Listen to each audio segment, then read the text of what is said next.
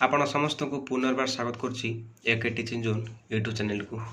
तो आज आम यही वीडियो माध्यम +3 सेकेंड सेमिस्टर दबाक जाता पाई आज भिडियोटी गुरुत्वपूर्ण।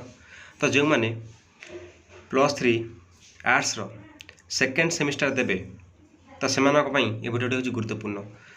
तो आज भिडियोटी हूँ जोगाजोगर भाषा बा जोटा कि कम्युनिकेटिव लैंग्वेज जोटा कि AECC 2 अर्थात आम AECC 1 फास्ट सेमिस्टर देते जोटा कि EVS थिला एनवायरमेंटल स्टडीज। तो से भाव में आम AECC 2 रे रोजी जोगाजोगर भाषा अर्थात AECC ability enhancement compulsory course यह हूँ +3 सेकेंड सेमिस्टर समस्त पाई। तो ये जोगाजोगर भाषार प्रथम यूनिट रोजी भाषा। तो जोगाजोगर भाषा जोटा कम्युनिकेटिव लैंग्वेज तो ता संबंध जाना पूर्व यूनिट 1 दे भाषा कौन जाना निहाती आवश्यक। तेणु +3 सेकेंड सेमिस्टर पाई आज भिडियो गुरुत्वपूर्ण हो जाए। तो समस्त को अनुरोध कर भिडियो भल भाव बुझंतु भाषा कौन, भाषा केउठु आसी बुझिले, आउ भाषार संज्ञा सब मैंने क्यों मान सब देती। तो आज भिडियो मध्य आम आलोचना करिया। चलतु जा भिडियो अभिमुखे। प्रथम कहला कि मुझे सहजरे सरल भाव में पढ़े बुझाईदेवी। तो जो डाउट हो तो निश्चित रूप आपने कमेंट करेंगे, मुझे निश्चित रूप से डाउटर क्लीयर कर चेष्टा करी। आउ हाँ जदि यूट्यूब क्लारीटी भल भाव देखा चाहूनी तो यूट्यूब सेटिंग क्लारीटी बढ़ी दिंतु। चलते भिडियो आरंभ करिया। तो भाषा प्रथम कहले कौन बुझा लैंग्वेज जोटा कि कहला भाषा मानव जातिर एक विशिष्ट उद्भावन और भाव प्रकाशर सर्वश्रेष्ठ माध्यम। सेपरि भाव में व्यापक चिंता शक्तिर अधिकारी होगा फल मनुष्य यही भाषार आविष्कार कर तेणु किसी माइंड थॉट आसला ही मनुष्य कौन कला भाषार आविष्कार कर कारण चिंता शक्ति और भाषा मानव सभ्यतार दुईटी मौलिक संपद जहाँकि ताकू मानवेतर प्राणी ठारू पृथक बोली परिचित कराए।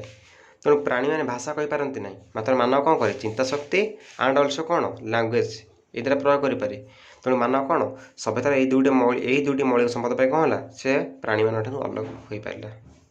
पिला से भाव में से पॉलिटिक्स हो कि से इकोनॉमिस्ट हो जेकोसी क्षेत्र में देखा से निहाती ना कौन संस्कृत हो कि ग्रीक शब्द हो जेकोसी कि लाटिन शब्द हो तो सबू आमर जो रही पॉलिटिक्स हो इकोनॉमिक्स हो जेकोसी क्षेत्र में देखिए तो से किसी व्युत्पत्ति होता अन्य लैंग्वेज मानक।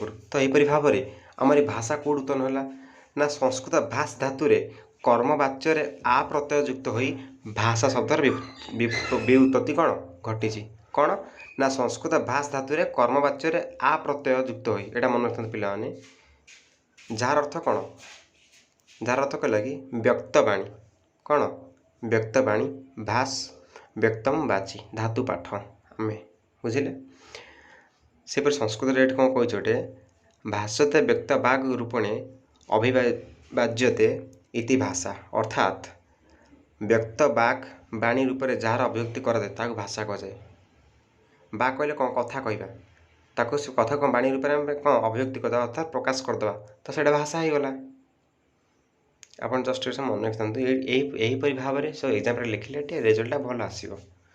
सेपरि भाव में कहला भाषा कहले मानवर चिंता प्रसूत और तार उच्चारणक्षम बाघ जंत्र साहाଯ୍य ये गोटे मन रखता। बाघ जंत्र कहले कौन पार्टी टोटाल दांत जिह्वा मुखमंडल को नहीं कौन टोटाल जो भाषा जो उत्पन्न हुए बाघ जंत्र कहुए टोटाल पार्टी को बुझाऊँ साहाଯ୍य विभिन्न प्रदर्शन द्वारा उच्चारित निर्दिष्ट अथच स्थल विशेष जदाच्छिक कौन जादृच्छिक अर्थयुक्त बाचिक युक्त ध्वनि प्रतीक समूहर एक नियमबद्ध पद्धति व्यवस्था जहाँ माध्यम तत्संपृक्त समाजर व्यक्ति माने परस्पर मध्य चिंताधारा विनिमय करें। पिलाने भल भाव आप बुझे बुझे भल भाव बुझंतु जहाँ डाउट मुझे क्लीयर करी। सेपरि भाव में देखो आपण मान समस्त कही कि आमर से संस्कृत हो कि राजनीति विज्ञान हो कि आमर अर्थनीति विज्ञान हो सबू जिनस क्षेत्र में से कौन सी शब्द उत्पन्न होता अन्य माने इंग्रेजी हो कि लाटिन शब्द हो कि ग्रीक शब्द हो कि ग्रीस शब्द हो बुझे से भाव में आमर भाषा शब्द इंग्रेजी शब्द कौन भाषा शब्द इंग्रेजी शब्द लैंग्वेज यहाँ कमन कथा एवं ग्रीक प्रसिद्ध कौन से भाव में आमरी भाषार ग्रीक प्रसिद्ध हूँ लोगोस। लोगोस ग्रीक अर्थ ହେଉଛି କ'ଣ ଚିନ୍ତା ଶକ୍ତି ଓ ଜ୍ଞାନ। ତ ପିଲାମାନେ ଏଇଠି ଗୁରୁତ୍ୱପୂର୍ଣ୍ଣ କଥାଟି ମନେ ରଖିଥାନ୍ତୁ, ଲୋଗୋସର ଅର୍ଥ କ'ଣ ଚିନ୍ତା ଶକ୍ତି ଓ ଜ୍ଞାନ, ବୁଝିଲେ। ତେଣୁ ଭାଷା ମାନବର ଚିନ୍ତା ଶକ୍ତି ଓ ଜ୍ଞାନ ସହିତ ସମ୍ବନ୍ଧିତ ବୋଲି ବହୁ ପୁରାତନ କାଳରୁ ଗ୍ରୀସର ଦାର୍ଶନିକ ଓ ଭାଷା ବିଜ୍ଞାନୀମାନେ ଉପଲବ୍ଧି କରିପାରିଥିଲେ। ସେମାନେ ଗ୍ରୀକର ଦାର୍ଶନିକ ଓ ଭାଷା ବିଜ୍ଞାନୀମାନେ କ'ଣ କହିଲେ, ଭାଷା ହେଉଛି କ'ଣ ମାନବର ଚିନ୍ତା ଶକ୍ତି ଓ ଜ୍ଞାନ ସହିତ ସମ୍ବନ୍ଧିତ, ବୁଝିଲେ।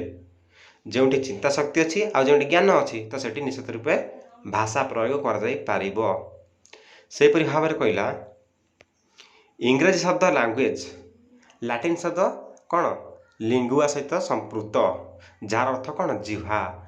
ଲାଟିନ ଶବ୍ଦ ଲିଙ୍ଗୁଆର ଅର୍ଥ କ'ଣ, ଏଇଟା ମନେ ରଖିବେ, ସର୍ଟ କ୍ୱେଶ୍ଚିନ୍, ଜିହ୍ୱା। ସେହିପରି ଲୋଗୋସର ଅର୍ଥ କ'ଣ ନା ଲୋଗୋସର ଅର୍ଥ ଏଇଆ କ'ଣ ଚିନ୍ତା ଶକ୍ତି ଓ ଜ୍ଞାନ। ତ ତାର କହିଲା ଯାହାର ଅର୍ଥ ଜିହ୍ୱା। ଧ୍ୱନି ଉତ୍ପାଦନକ୍ଷମ ମନୁଷ୍ୟର ବାକ୍ ଯନ୍ତ୍ରର ମାନେ ପାଟି ଶ୍ରେଷ୍ଠ ଅଂଶ ହେଉଛି ଜିହ୍ୱା। ତେଣୁ ଆମେ ଯେଉଁ କଥା କହୁଛେ ଆମର ଜିହ୍ୱା ହିଁ ମେନ୍। ଭାଷା ପ୍ରୟୋଗ କରିବା, ବିଭିନ୍ନ ପ୍ରକାର ବ୍ୟଞ୍ଜନ ବର୍ଣ୍ଣ ସ୍ୱର ବର୍ଣ୍ଣ ପ୍ରୟୋଗ କରିବା, ତ ଏହାର ମୁଖ୍ୟ ଭୂମିକା କିଏ ନେଉଛି ଜିହ୍ୱା।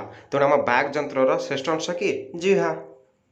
ଏଥିରେ ଅନୁମତି ହୋଇଯାଏ ଯେ ଭାଷାର ସୃଷ୍ଟି ମୂଳରେ ମନୁଷ୍ୟର ବାକ୍ ଯନ୍ତ୍ରର ପ୍ରମୁଖ ଭୂମିକା ଅନସ୍ୱୀକାର୍ଯ୍ୟ। ତେଣୁ ପାଟିର ଭୂମିକା କ'ଣ ଅନସ୍ୱୀକାର୍ଯ୍ୟ।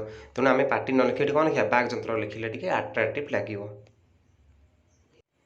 ତ ପିଲାମାନେ ଏଠି କହିଲା ପୂର୍ବରୁ କୁହାଯାଇଛି କି ଭାଷା ଚିନ୍ତା ଶକ୍ତି ଉପରେ ନିର୍ଭର କରେ, ବୁଝିଲେ ପିଲାମାନେ। ତେଣୁକରି କ'ଣ ଚିନ୍ତା ବିନା ଭାଷାର କୌଣସି ଅସ୍ତିତ୍ୱ ନଥାଏ। ତେଣୁ ପିଲାମାନେ ଏଠି ସାଧାରଣ କଥାଟି ମନେ ରଖନ୍ତୁ, ଆମେ ଯଦି କିଛି ମାଇଣ୍ଡରେ କ'ଣ ଥଟ୍ ନ କରି ଗୋଟେ ଚିନ୍ତା ନ କରି ଭାଷା ପ୍ରୟୋଗ କରିପାରିବା କି। ମୋତେ ଭୋକଟେ ଲାଗିଲା, ମୋତେ ଶୋଷ ଲାଗିଲା, ତ ଆମେ କହୁ ଯେ ମୋତେ ଭୋକ ଲାଗିଲା, କି ମୁଁ ସେଇ ଜାଗାକୁ ଯିବି, କି ମୁଁ ଆଜି ପାଠ ପଢ଼ିବିନି, କି ମୁଁ ଆଜି ପାଠ ପଢ଼ିବି। ତ ଏଇଟା କ'ଣ କିଛି ଚିନ୍ତା କରି କହୁନା ନାହିଁ। ତେଣୁକରି କ'ଣ କଲା ଚିନ୍ତା ବିନା କ'ଣ ଭାଷାର କୌଣସି ଅସ୍ତିତ୍ୱ ନାହିଁ। ସେହିପରି ଭାବରେ ଆଗକୁ ଯିବା। ତେଣୁ ମାନବେତର ପ୍ରାଣୀମାନଙ୍କର କ'ଣ ଆମେ ଦେଖିଥିବା ପ୍ରାଣୀମାନଙ୍କର କ'ଣ ରହୁଛି ନା ପଶୁପକ୍ଷୀ ନିଜର ଧ୍ୱନି ମାଧ୍ୟମରେ ନିଜର କ୍ଷୁଧା ତୃଷାଦି ପ୍ରତିକ୍ରିୟା ଜଣାଇଲେ ମଧ୍ୟ ସେସବୁ ଚିନ୍ତା ବିନା ଘଟିଥିବାରୁ ତାହା ଭାଷା ଭାବେ ଗ୍ରହଣୀୟ ନୁହେଁ, ବୁଝିଲେ। ଧ୍ୱନିକୁ ଭାଷା କୁହାଯାଇ ନପାରେ। ମୁଁ ଏଇଟା ଆପଣଙ୍କୁ ବୁଝେଇ ଦେଉଛି। ଧ୍ୱନି ଗୋଟେ ଗାଡ଼ିରେ ଯାଉଛି, ସେ ବୁଲେଟ୍ଟେ ହେଉ ସେ ଟ୍ରେନ୍ଟେ ହେଉ, ବୁଝିଲେ। ତେଣୁକରି ଗୋଟେ ଗାଡ଼ି ହେଉ କି ଗୋଟେ ବମ୍ ଧନ ଫୁଟିଲା, ଗୋଟେ ବମ୍ ଫୁଟିଲା, ତ ଆମେ ତାକୁ ଭାଷା କହିବା। ଗୋଟେ ବମ୍ ଫୁଟିଲା ଆମେ ଭାଷା କହିବା କି ନା, କାହିଁକି ସେଟା ଧ୍ୱନିଟା ଗୋଟେ, ତାର କୌଣସି ଚିନ୍ତା ହିଁ ନାହିଁ।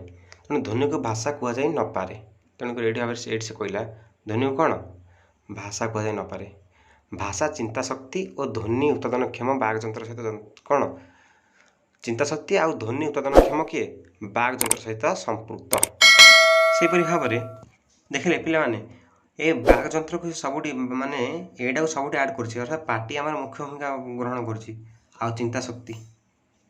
ସେହିପରି ଭାବରେ ଏଠାରେ କହିଲା ଭାଷା ଶବ୍ଦ ସମ୍ପର୍କରେ ବିଭିନ୍ନ ଶବ୍ଦକୋଷରେ ଭିନ୍ନ ଭିନ୍ନ ପ୍ରକାରର ଅଭିମତ ପ୍ରକାଶ ପାଇଛି। ତଥାପି ମଧ୍ୟ ମନୁଷ୍ୟର ଭାବ ପ୍ରକାଶର ସର୍ବଶ୍ରେଷ୍ଠ ମାଧ୍ୟମ କ'ଣ ଭାବେ ଭାଷାକୁ ସମସ୍ତେ ଗ୍ରହଣ କରିଛନ୍ତି। ଭାଷାର ଅର୍ଥ ଭାଷା ଶବ୍ଦର ବ୍ୟୁତ୍ପତ୍ତି ସମ୍ବନ୍ଧରେ ବିଭିନ୍ନ ଶବ୍ଦକୋଷରେ ଭିନ୍ନ ଭିନ୍ନ ଅଭିମତ ପ୍ରକାଶ ପାଏ। ତ ପିଲାମାନେ ଆମେ ଅବିକା ଦେଖିବା ଆମର ଯେଉଁ ପଣ୍ଡିତମାନେ ରହିଲେ ତ ସେମାନଙ୍କର ଶବ୍ଦକୋଷ ବା ଡିକ୍ସନାରୀ ଯେଉଁଟା, ତ ସେଠି ଭାଷା କହିଲେ ଆମେ କ'ଣ ବୁଝିବା, ତ ତାଙ୍କ ଅର୍ଥ ଅନୁଯାୟୀ ଆମେ ଦେଖିବା। ଚାଲ ଟିକେ ନଜର ପକାଇଦେବା। ତ ସେମାନଙ୍କ ମତରେ ଭାଷା କହିଲେ କ'ଣ ବୁଝିବା, ବୁଝିଲେ। ତ ପିଲାମାନେ ବର୍ତ୍ତମାନ ଆମେ ଭାଷାର କ'ଣ ସଂଜ୍ଞା ଦେଖିବା। ତ ସେ ଯେଉଁ ପଣ୍ଡିତମାନେ ରହିଲେ ତାଙ୍କ ଡିକ୍ସନାରୀ ବା ତାଙ୍କ ଶବ୍ଦକୋଷ ମାଧ୍ୟମରେ ଭିନ୍ନ ଭିନ୍ନ କ'ଣ ମତ ପ୍ରଦର୍ଶକ ବା ଜଣେ ଅଭିଧାନ ଗ୍ରନ୍ଥ ଲେଖକ, ତ ସେମାନଙ୍କ ମତରେ ସବୁ ଭାଷା ଅର୍ଥରେ ପ୍ରକାଶ କ'ଣ କରିଛନ୍ତି। ପ୍ରଥମେ ଆସିଲେ କିଏ ପଣ୍ଡିତ ଗୋପୀନାଥ ନନ୍ଦ ଶର୍ମା। ପଣ୍ଡିତ ଗୋପୀନାଥ ନନ୍ଦ ଶର୍ମା କ'ଣ କହିଲେ ଶବ୍ଦ ତତ୍ତ୍ୱବୋଧ ଅଭିଧାନ ପୃଷ୍ଠା 805ରେ, ଏତେ ମନେ ରଖିବା ଦରକାର ନାହିଁ। ପଣ୍ଡିତ ଗୋପୀନାଥ ନନ୍ଦ ଶର୍ମାଙ୍କର କ'ଣ ଶବ୍ଦ ତତ୍ତ୍ୱବୋଧ ଅଭିଧାନ, ସେଥିରେ ସେ କ'ଣ କହିଲେ ନା ଭାଷା ବି ସ୍ତ୍ରୀ ଭାଷ ଆ ଅର୍ଥଯୁକ୍ତ ଉଚ୍ଚାରିତ ଶବ୍ଦ କଥା ଯାହା ମାଧ୍ୟମରେ ଲୋକେ କଥାବାର୍ତ୍ତା ହୁଅନ୍ତି। ତ ଇଏ ଭାଷା କହିଲେ କ'ଣ ଯାହା ମାଧ୍ୟମରେ ଲୋକେ କଥାବାର୍ତ୍ତା ହୁଅନ୍ତି। ଏଇଟା କିଏ କହିଲେ ନା ପଣ୍ଡିତ ଗୋପୀନାଥ ନନ୍ଦ ଶର୍ମା। ସେହିପରି ଭାବରେ ଦ୍ୱିତୀୟରେ କିଏ କହିଲେ ନା ନଟବର ଶତପଥୀ, ତାଙ୍କ ରଚିତ କ'ଣ शब्द सिंधु आर थिला शब्द तत्वबोध अभिधान शब्द तत्वबोध अभिधान तो सेहीपरि भाव में नटवर शतपथी कौन लिखिले ना शब्द सिंधु एथेर सी कौन कहले ना भाव विनिमयर माध्यम कथा भारती बाक ब्राह्मी बाहक प्रकाशक तो आमर नटवर शतपथी मतरे एतिक मत आइला भाषार अर्थ या सेहीपरि भाव में आमरी किए आसिले ना आमरी ओडिशारे जे प्रसिद्धि लाभ करछंती एवं ओडिया घरे घरे जे परिचित पूर्णचंद्र ओडिया भाषाकोश एटा किए लिखिथिले ना गोपालचंद्र प्रहराज लिखिथिले ताका पंचम खंड से कही एत मन रखा दरकार नहीं पृष्ठा एत मन रखा दरकार नहीं एतिक मन रखते पिलाने बेसिक कथा पूर्णचंद्र ओडिया भाषाकोश किए लिखिथिले ना गोपालचंद्र प्रहराज अर्थात गोपालचंद्र प्रहराज पूर्णचंद्र ओडिया भाषाकोश रे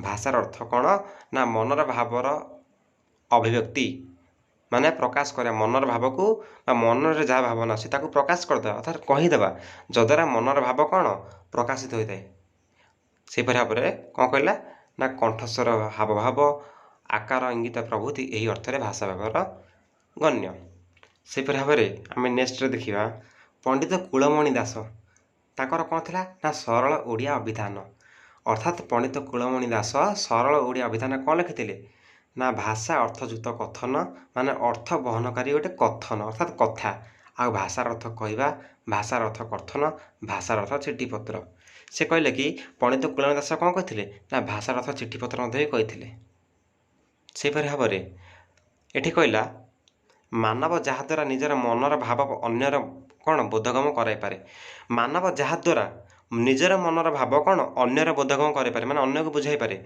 ताहा ही भाषा तापरे भाषा द्वारा मनर कौन भाव प्रकाश पाए मो फिलिंग्सटा कौन अन्य बुझीपारती मुझे कह भाषा द्वारा बुझे लांगुएज द्वारा भावना बिना भाषा नहीं तेणु भावना क्रिएट कले चिंता शक्ति नथिले भाषा हो पार ना मनुष्यर बाक शक्ति ही भाषार उद्वाहक एटा किए कही ना पंडित चंद्रशेखर पति ओडिया कौन भाषा व्याकरण सौरभ सेहीपरि भाव में आमर बर्तमान किए आसिले ना पंडित कृष्णचंद्र कर ताकर रचित कौन ना तरुण शब्दकोश बुझिले पंडित कृष्णचंद्र कर कौन थिला ना तरुण शब्दकोश से लिखिथिले कि भावर शाब्दिक परिप्रकाश माने भावर माने पंडित कृष्णचंद्र कर कौन कहले भाषा अर्थ कौन लैंग्वेज अर्थ कौन ना भावर शाब्दिक परिप्रकाश मो मो मो भाव मो भावना जहाँ अच्छी मुझे खाइबी कि मुझे पीबी कि मुझे नाचिबी तो तार शाब्दिक परिप्रकाश माने शब्द प्रकाश कले कौन भाषा होगला ठीक कथा से भाव में कहले मनोभाव प्रकाश व्यवहृत शब्दावली और तार प्रयोग रीति ताही भाषा भाव प्रकाश संकेत वचन आउ भक्ति सरस्वती कथित भाषार उच्चारित शब्द तो पिला माने मु आशा करछि आपण माने भल भाव में क्लीयर हो पारे आज भिडियोटी को तो जदि भी आपण मन में किसी द्वंद्व अच्छी तो निश्चित रूप मत कमेंट करूँ तो निश्चित रूप मुझे वीडियो से डाउट को सल्यूशन करने चेष्टा करी तो आज भिडियोटी को यही रखुची तो निश्चित रूप अपेक्षा करूँ आमरी यही कम्युनिकेटिव लैंग्वेज जहाँ जोगाजोगर भाषा जोटा कि +3 सेकेंड सेमिस्टर पाई कंपलसरी रोची तो से निश्चित रूपे अपेक्षा करूँ परवर्ती वीडियो को जाहीपरि भाव में सरल भाषा में बुझाइबा तो जदि वीडियो आपको आज भल लगे तो निश्चित रूप लाइक शेयर कमेंट करूँ और सब्सक्राइब करूँ जदि चैनल को नहीं आसती तो रोची जय जगन्नाथ।